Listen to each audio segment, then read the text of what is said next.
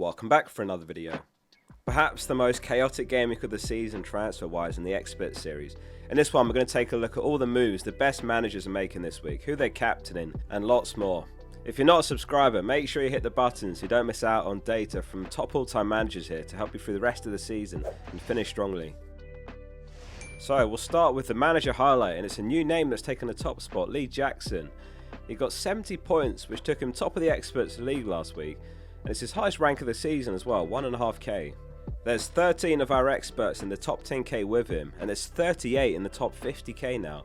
Many of them really starting to show their quality at this stage of the season.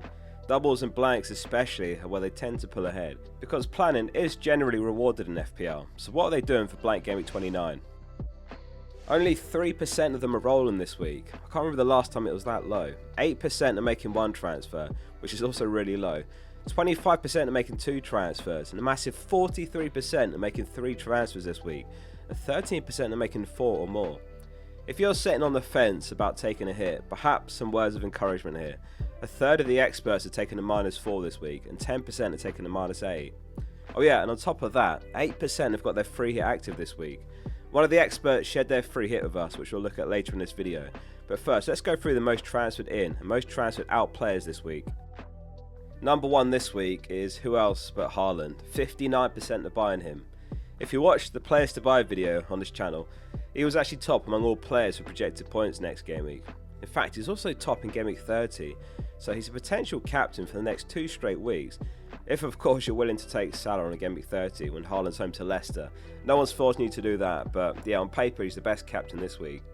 If you prefer pure goal scoring odds, then he's also top of that. He's been given a 46% chance of scoring against Brighton. Next highest is actually Evan Nilsson with 37%. Evan Nilsson just 2% owned overall, but look at this. His ownership among the experts specifically just shot up 27%, third most bought player. That's a huge opportunity. Like, he's definitely someone most people in your mini league and the overall ranks are going to be sleeping on, someone to consider. Literally the only potential caveat of Evan Nilsson is after the international break, on the 30th of March it's the FA Cup against Man City, and then the 2nd of April it's Ipswich in the league, and then the 5th of April it's West Ham in the league. Does he start all 3?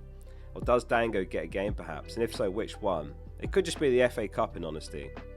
27% are buying Wood as well, who's the complete opposite end of the ownership spectrum.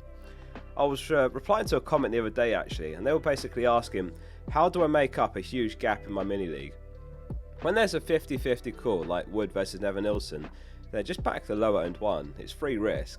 Evan Nilsson is just 1% ahead on the goal scorer odds, so he's basically even with Wood. Although if he starts for that Ipswich game and game at 30 as well, then obviously he's going to be higher that week. Cunha is the second most sold player, 33% have gotten rid. Obviously he's suspended for a couple more games, maybe more if he's charged by the FA successfully. Isak and Watkins, the other 2 forwards, being heavily sold this week. Watkins came off of a knock in the Champions League at half time as well. They're both blank this week of course as well, but the problem with Isak is we've got money tied up in him, so selling him now is going to cost you some money to buy him back later. Mateta's been seen back in training already, which is great news, and he's got a good chance of playing in Game Week 30 as well, which is Southampton, so that makes him a tricky one. 10% are dropping him. So Vardiol sits in second this week, 32% are buying him. Solid pick for the next 2 game weeks, and obviously beyond that actually, but if you're wildcarding in 31, then he might be one that you just keep anyway. He's got 2 home fixtures, Brighton and Leicester next.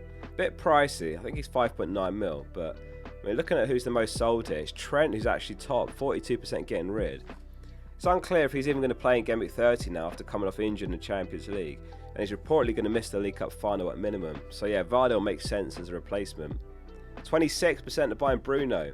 If you can't get to Haaland, then he provides probably the best alternative captain. Despite no blank, 8% are selling Dango. He's obviously unfortunately the one that suffered in the return of Evan Nilsson, and he might be a bench player now for most games. If you're undecided whether to actually take a hit this week for your team, or if you're unsure which players are actually worth taking a hit for, then perhaps this will help a little bit behind the scenes for the first time here, showing the data collected every week here, and this is specifically the hits taken only and the most transferred in and out players for those hits taken. So most of the hits involve Haaland, Bruno, or even both. But yeah, pause and go through this list if you need to. Moving on to chip overview. So wildcard number 2 and the bench boost basically unused at this stage still. Just a few % have used them. Triple captains 50% used, assistant manager 85% used. So 8% have got their free hit active this week. Now of course it's a perfectly good week to use yours if you've only got like 7 or 8 players and you're staring down the barrel of like a -8 or a -12 just to get to 11, especially when it's not a satisfactory 11 players. Milkoy is one of the experts. He's got his free hit active this week right now, and his team is as follows. It's Sells, Dallo, Vardy, Williams, Son, Bruno, Kluivert and Bumo, Odegaard, Haaland and Wood.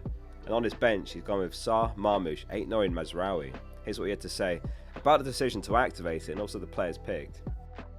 Well, I made the decision to go a bit against the template and play my free hit in Gameweek 29 shortly after we got the news about the double Gameweek 24 and double Gameweek 25. I felt that the majority of the fantasy managers would try to save the free hit chip for blank Gameweek 34 and go through blank Gameweek 29 by gradually getting rid of Palace, Villa, Liverpool and Newcastle assets. But looking at the schedule, I realised I pretty much like the programme on these teams and both sides of blank Gameweek 29. So I did the opposite. I started gradually stacking on players from these teams. I even bought Disassi early to have 4 Villa players for their consequent double game weeks. Didn't work out pretty well. The plan became even juicier when double game week 32 was confirmed for Newcastle and Palace, and I noticed that my other players also have decent fixtures, so I also could plan my bench boost 32 and Marco 33 or 34. I think it gives you a lot of freedom if you allow yourself to play the second wildcard after playing the bench boost. Strictly executing the plan would leave me with 4 or 5 saved transfers after the wildcard in 33, so I could easily manage blank game week 34 and the epilogue of the season. Everything was looking bright until the unfortunate 5th round of the FA Cup. The injuries of Mateta, Hull and Gakpo and the ban of Gordon hit me and it's forced me to take in a -4. I wasn't brave enough to make it -8 for Cucurella instead of rolling a transfer. But I still have 9 players blanking in Game Week 29, so my options are limited. I still believe that Free Hit 29 has bigger upside than my other game week, and I can't wait to see if I'm right or wrong. So about my team for Free Hit 29, you'll see that I've selected 7 penalty takers, along with fullbacks with high attacking potential, and of course I'm targeting the teams in poor form from the bottom of the table. Thanks for sending in Milkoy, good luck on the free hit. Moving on to Experts Captaincy, and there's 6 names this week.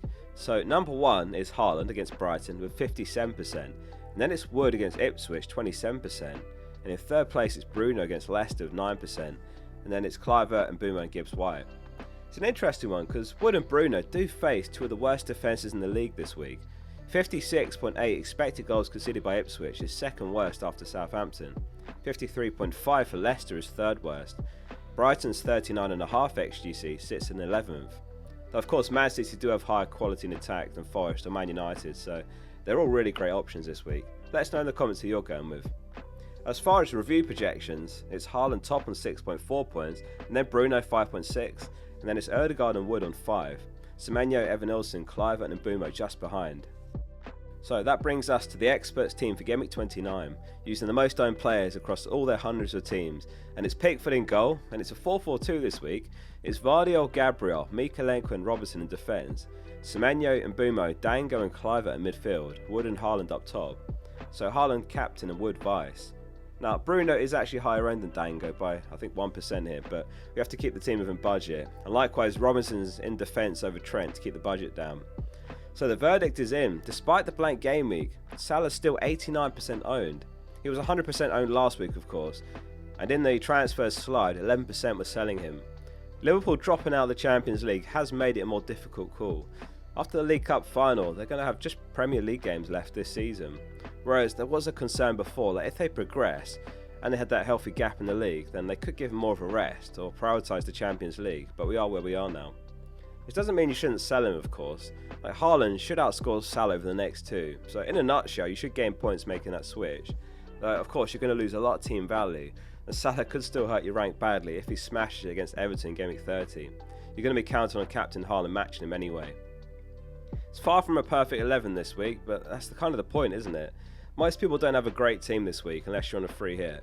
It's all about just scraping through Game Week 29 if you haven't got the chip active. And if you can cover key assets that will be highly owned, like a few of Wood, Haaland, Gabriel, Kluivert, then you're going to minimise rank loss. You might even get a green arrow. And if you're forced to play someone like Robinson or Greaves, not the end of the world. Finishing up with the experts' final thoughts and tips for Game Week 29. Ben Coleman says, this game week feels like an important one in the context of the season. There will be a fair few chips active, and there are big decisions to be made for our teams going forward. I'm selling 3 very good assets from -8 to navigate the blank, which doesn't sit well, but my team should be in good shape for Gameweek 30, and then I'll be straight into wildcard for Gameweek 31 when we know more about the blanks and doubles for the rest of the season. Harry's also got his free hit active and says, I have 6 players blanking, so free hit 29 makes sense. There is some upside / differential picks in my free hit, and I get my Liverpool, Newcastle and Palace players back in Gameweek 30 for a good run of games, and I keep my 3 free transfers. Jarno Johnson says, don't be afraid to take -4s for players who blank, it's essentially a -2 given the appearance points. Ash Patel offers a differing view and isn't so keen on hits for his team and says, I'm going into blank Gameweek 29 with 10 players, which includes the flags Van den Berg and a minutes risk Ranieri, but at the moment I feel like it's not worth taking hits to field a full 11. I could potentially take a -4 here to have a playing goalkeeper, Jose Sarr, but I'd need to bring in Murillo instead of Milenkovic, and I'd have 0.0 mil in the bank, so any price changes would ruin that plan. Current thinking is don't take hits, accept the red arrow, and then be more aggressive and push on from Gameweek 30. And lastly, FPL Alternatives thinking ahead a bit and says, I'm going to wait for team news on Saturday before finalising transfers. All my transfers consider Gameweek 30 fixtures as much as Gameweek 29, as I'll likely wildcard in Gameweek 31. Thanks for watching. It's a double upload day today, final thoughts to come a bit later this evening. Hit subscribe if you're not already, it's completely free. See you soon for the next one.